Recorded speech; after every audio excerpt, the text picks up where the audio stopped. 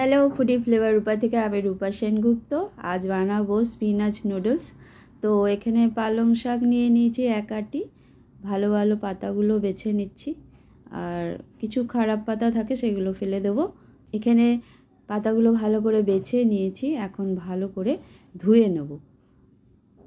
ভালো করে ধোয়া হয়ে গেছে, এখন মিক্সার গ্রাইন্ডারে দিয়ে দিয়েছি হাফ পালং শাক পাতা, যতটা বেছেছিলাম তার থেকে হাফ দিয়ে এখন একটা পেস্ট বানিয়ে নেব। পেস্ট রেডি হয়ে গেছে, এখন একটা বড় দেখে বাসনে ঢেলে নিলাম। এই বাসনেই দিয়ে দিচ্ছি এক বাটি ময়দা, আর দেব 2 চামচ কর্নফ্লাওয়ার, হাফ চামচেরও কম লবণ, একটা ডিম ফাটিয়ে নিচ্ছি, এই ডিমটা দিয়ে দেবো। ডিমটা দিয়ে দিলাম ময়দাতে। এখন দিচ্ছি 2 চিমটে মতো বেকিং সোডা। এখন এই সব কিছু দিয়ে ভালো করে মেখে নেব ময়দা। একদম টাইট ডো করতে হবে। ভালো করে স্ল্যাব পরিষ্কার করে ময়দা ছিটিয়ে দিলাম, ময়দাটা ভালো করে টাইট করে মেখে নিয়েছি। যতটা ময়দা মেখেছি তার হাফ নিয়ে নিলাম।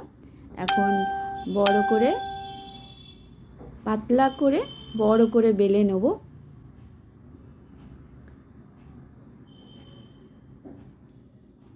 আর একটু ময়দা ছিটিয়ে নিলাম, ময়দা লাগবে বলে। বেশ বড় করে বেলে নিয়েছি। এখন দুটো পিঠে আবার শুকনো ময়দা ছিটিয়ে নিচ্ছি। এইভাবে উপর নিচ করে ভাঁজ করে নিলাম। ভাঁজ করে এখন পাতলা পাতলা করে কেটে নেব। যেই বাসনে রাখবো সেই বাসনেও একটু শুকনো ময়দা ছিটিয়ে নিলাম। এইভাবে পাতলা, যতটা পাতলা পারবে ততটা পাতলা করে করবে, যেহেতু আমরা নুডলস বানাচ্ছি। একটা আমি খুলে দেখাচ্ছি, এইভাবে পরে কাটার পর আমরা এইভাবে খুলে নেব প্রত্যেকটা। এখানে আমি অনেকটা কেটে নিয়েছি, এখন খুলে দেখাচ্ছি আরেকটা। এই যে এইভাবে খুব সহজেই এইভাবে খুলে যায়। এইভাবে খুলে খুলে রেখে দিতে হবে, আর একটার সাথে একটা যাতে গায়ে না লাগে সেইভাবে রেখে দিতে হবে, নাহলে আটকে যাওয়ার সম্ভাবনা থাকে। আমি ওপরে আবার একটু ময়দার গুঁড়ো ছিটিয়ে নিচ্ছি। এইভাবে প্রত্যেকটা এইভাবে খুলে নেব। সবকটাই করা হয়ে গেছে।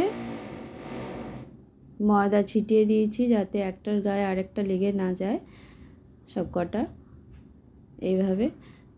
এখন সবগুলোকে এক জায়গায় রেখে দিচ্ছি। সবকটাই করা হয়ে গেছে, সাইডে রেখে দিলাম।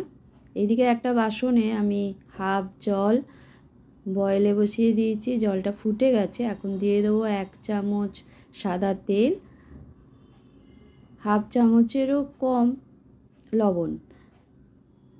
লবণ দিয়ে এখন ফুটতে দেবো জলটা। জলটা ভালো করে ফুটে গেছে, এখন দিয়ে দিচ্ছি নুডলসগুলো।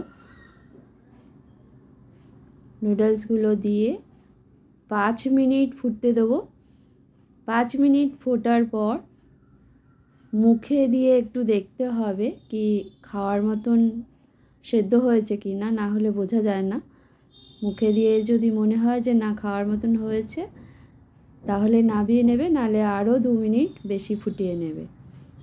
নুডলস সেদ্ধ হয়ে গেছে, এখন নামিয়ে নিচ্ছি। নামিয়ে জলটা ছেঁকে নিচ্ছি। ঠান্ডা জলে একটু ধুয়ে নেব। ওপর থেকে দিয়ে দিচ্ছি 1 চামচের মতো সাদা তেল। সাদা তেলটা দিয়ে নুডলসগুলোকে একটু ওপর নিচ করে নিলে ভালো করে তেলটা গায়ে লেগে যাবে, আর একটার সাথে আর একটা আটকাবে না। এদিকে একটা প্যান নিয়ে নিয়েছি, ফ্রাইং প্যানে দিয়ে দিচ্ছি 1 চামচ সাদা তেল। 2টো রসুন হাফ হাফ করে কেটে নিয়েছি, আর দিয়েছি 2টো শুকনো লঙ্কা ফোড়ন। আর রসুন আর শুকনো লঙ্কাগুলো একদম লাল করে ভেজে তুলে নেব। ভালো করে ভাজা হয়ে গেছে, এখন তুলে নিচ্ছি। রেডি হয়ে গেল আমার চিলি গার্লিক অয়েল। এখন এই তেলেই দিয়ে দেবো সবজিগুলো। এখানে আমি গাজর, ক্যাপসিকাম, বাঁধাকপি আর স্প্রিং অনিয়ন অল্প অল্প সবই নিয়ে নিয়েছি। এগুলোকে এখন 2 মিনিটের মতন ভেজে নেব। এখন দেব লবণ আর দিচ্ছি চিলি ফ্লেক্স সামান্য, দিয়ে ভালো করে ভেজে নিচ্ছি। ভালো করে ভাজা হয়ে গেছে, এখন দিয়ে দেবো নুডলস। দেখো কতটা ঝরঝরে হয়েছে নুডলস, একটার সাথে একটা গায়ে কারুর কেউ লেগে নেই। সবজির সাথে মিশিয়ে এখন নাবিয়ে নেব। নাবিয়ে নিচ্ছি। নুডলস রেডি হয়ে গেছে, এখন সার্ভ করে দেখাচ্ছি। ভিডিও যদি ভালো লাগে লাইক, শেয়ার, সাবস্ক্রাইব করে দিও। দেখো কতটা দেখতে সুন্দর হয়েছে, খেতেও ভালো হয়েছে। Thank you.